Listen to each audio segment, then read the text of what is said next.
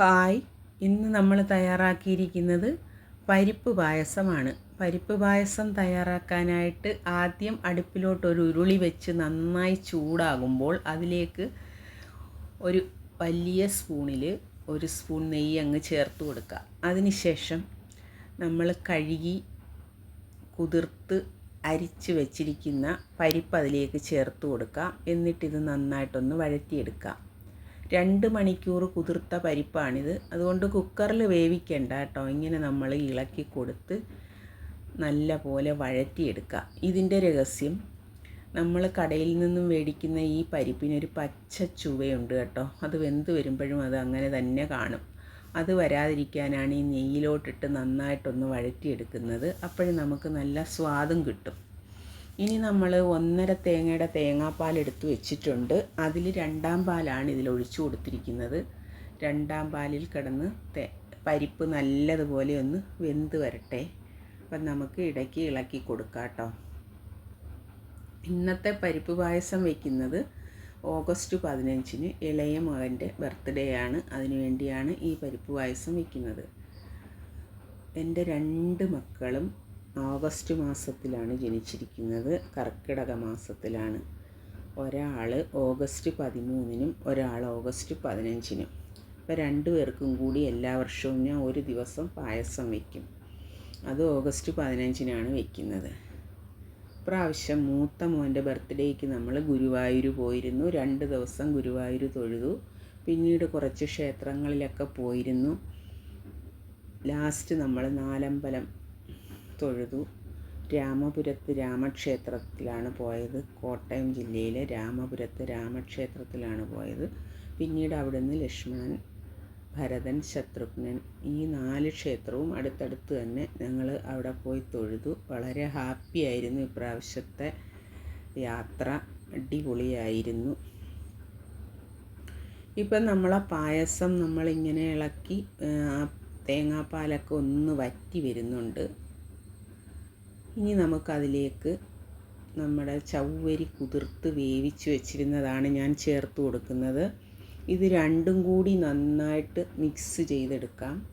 ചവ്വരി പെട്ടെന്ന് കുറുകും, അപ്പോൾ ഇതിന് കട്ടി കൂടും, പായസം പെട്ടെന്ന് കുറുകിപ്പോവും. അതുകൊണ്ട് നമ്മൾ പാല് വേറെ കവറ് പാല് വാങ്ങിച്ചത് കാച്ചി വെച്ചിട്ടുണ്ട്. അതും കൂടി നമുക്കിതിലേക്ക് ചേർത്ത് കൊടുക്കാം. അപ്പോൾ ഇത്രയും പാലിലോട്ട് നന്നായിട്ട് ഇതങ്ങ് യോജിപ്പിച്ചെടുക്കാം. ഇനി അതിൽ കിടന്നത് പതുക്കെ വെന്ത് വരട്ടെ. പയറുപരിപ്പ് എപ്പോഴും പായസം വയ്ക്കുമ്പോൾ കുക്കറിൽ വേവിക്കാതെ ഇതുപോലെ കുതിർത്തിട്ട് ഇങ്ങനെ വേവിക്കുന്നതാണ് നല്ലത് കേട്ടോ.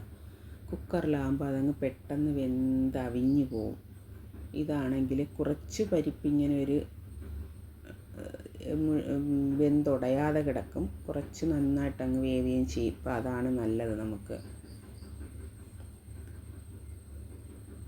ഇങ്ങനെ പരിപ്പ് വെന്ത് കഴിഞ്ഞപ്പോഴേക്കും നമ്മൾ ഉരുക്കി അരിച്ചു വെച്ചിരുന്ന ശർക്കര ചേർത്ത് കൊടുത്തു. ശർക്കരയിലൊക്കെ മണ്ണുണ്ടെങ്കിൽ നമ്മൾ ഉരുക്കി അരിച്ചെടുക്കുന്നതാണ് നല്ലത്. അങ്ങനെ ഞാൻ കുറച്ച് ശർക്കര ഉരുക്കി അരിച്ചെടുത്തിട്ടുണ്ട്. അതിലേക്ക് ചേർത്ത് നന്നായിട്ട് ഇളക്കി യോജിപ്പിക്കാം. നല്ല കറുത്ത ശർക്കര ആയതുകൊണ്ട് നല്ല കളറ് കിട്ടും പായസത്തിന്.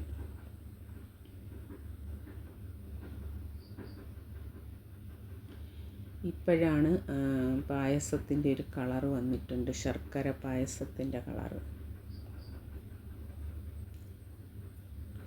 സത്യത്തിൽ ഇന്ന് പ്രഥമൻ അടപ്പായസം തയ്യാറാക്കാനാണിരുന്നത്. അപ്പോഴാണ് ഞാൻ സാമ്പാർ വയ്ക്കാനായിട്ട് പരിപ്പെടുത്തപ്പോൾ പയറുപരിപ്പാണെന്ന് ഓർക്കാതെ എടുത്ത് വെള്ളത്തിലിട്ട്. എങ്കിൽ പിന്നെ പരിപ്പ് പായസമാക്കാം എന്ന് വിചാരിച്ച് അങ്ങനെ പെട്ടെന്ന് പരിപ്പ് പായസത്തിലേക്ക് മാറിയതാണ്. കണ്ടോ, നന്നായിട്ട് നല്ല കളറായി വെന്ത് തിളച്ച് കിടക്കുന്നത്. ഒരു തവണയെങ്കിലും ഈ രീതിയിൽ നിങ്ങളൊക്കെ ഒന്ന് പരിപ്പ് പായസം ചെയ്ത് നോക്കണം കേട്ടോ. പിന്നെ ഇതുപോലെ തയ്യാറാക്കത്തുള്ളൂ, അത്രയും ടേസ്റ്റിയാണിത്. ഇനി നമുക്ക് ഈ പായസം വെന്ത് തിളച്ച് കിടക്കുന്നതിലേക്ക് തേങ്ങയുടെ 1-ാം പാല് ചേർത്ത് കൊടുക്കണം. അതിന് മുന്നേ ആയിട്ട് നമുക്ക് കുറച്ച് ഏലയ്ക്ക നമ്മൾ പഞ്ചസാര ചേർത്ത് പൊടിച്ച് വെച്ചിട്ടുണ്ട്, അത് ചേർത്ത് കൊടുക്കാം. ഏലയ്ക്കയുടെ തൊലിയൊക്കെ കണ്ടാൽ ആർക്കും ഇഷ്ടപ്പെടത്തില്ല.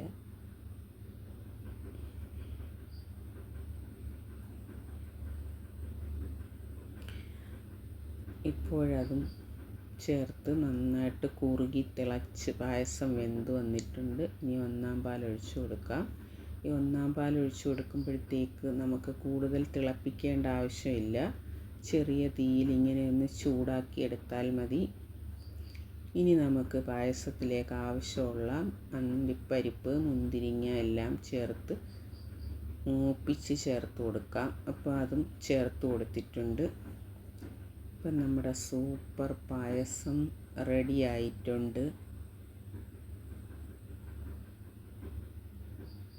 കണ്ടില്ലേ പായസത്തിൻ്റെ ഭംഗി കണ്ടോ? ഇതേപോലെ കഴിക്കാനും നല്ലതാണ് കേട്ടോ. ഇപ്പം നമ്മളെ ബർത്ത്ഡേ പായസം തയ്യാറായി. എല്ലാവരും ഇതുപോലെ പായസം തയ്യാറാക്കി നോക്കണേ, നല്ല ടേസ്റ്റാണ്. അപ്പോൾ എല്ലാവർക്കും ടാറ്റാ.